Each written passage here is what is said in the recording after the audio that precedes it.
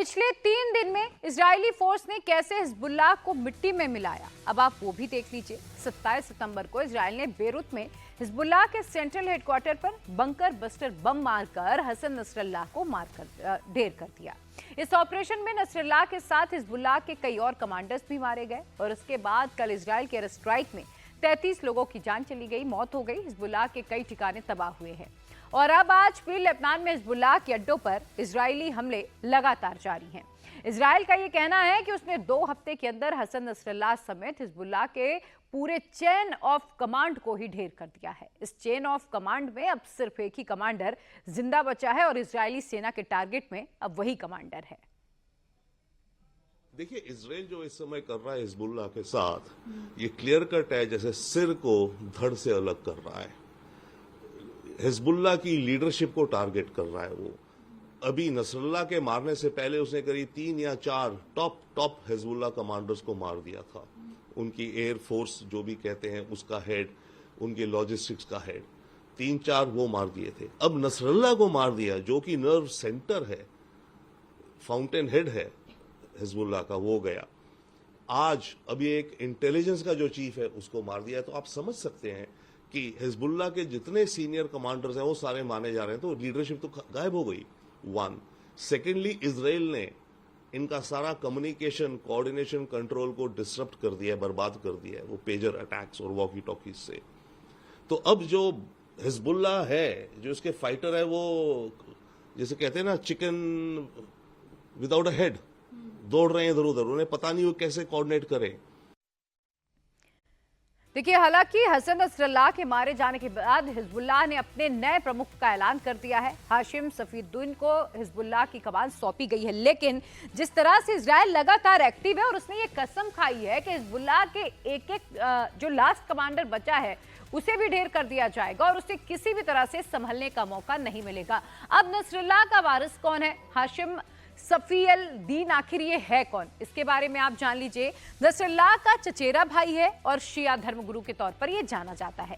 Nasrallah की मौत से पहले संगठन के नंबर 2 में एक काबिज था, यानी कि नसरल्लाह नंबर 1 पर और नसरल्लाह का जो भाई है हाशिम सफीउद्दीन, ये नंबर 2 की पोजीशन रखता था। 2017 में अमेरिका ने भी ग्लोबल टेररिस्ट इसको भी घोषित कर दिया। हिजबुल्लाह के कार्यकारी परिषद का प्रमुख था और अब नसरल्लाह के मारे जाने के बाद जो पूरी चेन ऑफ कमांड आप कह सकते हैं अब दे दी गई है किसके हाथों में, हाशिम सफीउद्दीन। अब इसके हाथों में पूरी चेन सौंप दी गई है और हिजबुल्लाह ने अपना लीडर इसे घोषित कर दिया है। कहा यह जा रहा है कि हाशिम सफीउद्दीन इजरायली हमलों से बचता फिर रहा है, लेकिन इजरायल लगातार अटैक कर रहा है और इजरायल का अब यही टारगेट बचा है। टारगेट कौन है? हाशिम सफीउद्दीन। अब इजरायल के टारगेट में हाशिम सफीउद्दीन है और कोशिश यही है कि जैसे ही इसे ढेर कर दिया जाएगा, इसके बाद हिजबुल्लाह की कमर टूट जाएगी। हाशिम सफीउद्दीन हिजबुल्लाह के राजनीतिक मामलों के जानकार भी रहे हैं और उनके मामलों को देखता आया है। नसरल्लाह की मौत के पहले उसे हिजबुल्लाह का नंबर 2 माना जाता रहा है। हाशिम हिजबुल्लाह के एग्जीक्यूटिव काउंसिल का प्रमुख भी रहा है और इसके अलावा ये जिहाद काउंसिल का चेयरमैन भी है। अमेरिका ने 2017 में इसे आतंकवादी घोषित कर दिया था क्योंकि उसने इजरायल के खिलाफ बड़ी जंग तभी से शुरू कर दी थी।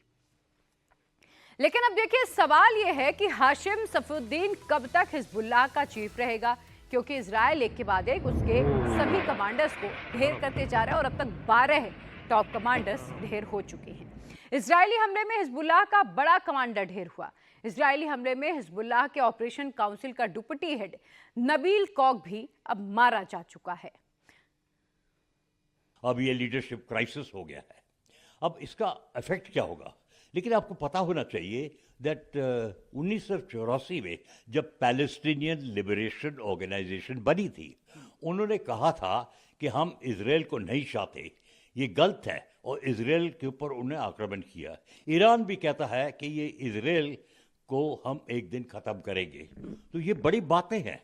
ये टेररिस्ट उग्र ऑर्गेनाइजेशन, उग्रवादी जो है, हमास मान लीजिए गाजा में, हिजबुल्लाह मान लीजिए इधर, हूती मान लीजिए, तो इनकी जो लीडरशिप है और जो लोग हैं उनके मन में है कि उग्रवादी हिसाब से हम अपना फैसला कराएंगे। तो ये हो गया है। हिजबुल्लाह का लक्ष्य है कि वो इजराइल को तंग करके रखेंगे, क्योंकि वो कहते हैं कि इजराइल कि वहाँ पसना बिल्कुल ठीक नहीं है और ईरान उसकी मदद करता है। इस्राइल पर ईरान के प्रॉक्सी संगठनों ने हमले तेज कर दिए। हुती ने यमन से इजराइल के तेल अवीव को निशाना बनाते हुए बैलिस्टिक मिसाइल्स लॉन्च की। हालांकि मिसाइल तेल अवीव के एयरपोर्ट की तरफ टारगेट करके मारी गई थी। मिसाइल अटैक उस वक्त हुआ है जब कल इजराइल के प्रधानमंत्री बेंजामिन नेतन्याहू अमेरिका से लौटकर इजराइल पहुंचे थे। हालांकि इजराइल के एरो डिफेंस सिस्टम ने यमन से दागी गई हुती की बैलिस्टिक मिसाइल को इंटरसेप्ट करके हमले को नाकाम कर दिया। जिस वक्त ये अटैक हुआ उस वक्त तेल अवीव समेत पूरे सेंट्रल इजराइल में सायरन की आवाज से अफरा तफरी मच गई। लोग जान बचाने के लिए अपने बंकर्स में जाने लगे, शेल्टर की तरफ भागते हुए नजर आए। और ये सायरन जो आप तस्वीरों में भी सुन पा रहे होंगे, ये सायरन लोगों को सुरक्षित स्थानों पर जाने के लिए ही बजाया गया था। नसरल्लाह की मौत के बाद से ईरान और उसके प्रॉक्सी संगठन बौखला गए हैं, क्योंकि इजराइल ने 1 साल के अंदर ईरान के 2 बड़े झटके दे दिए। उसके 2 बड़े प्रॉक्सी संगठनों को ठिकाने लगा दिया, उनके घुटने टिका दिए।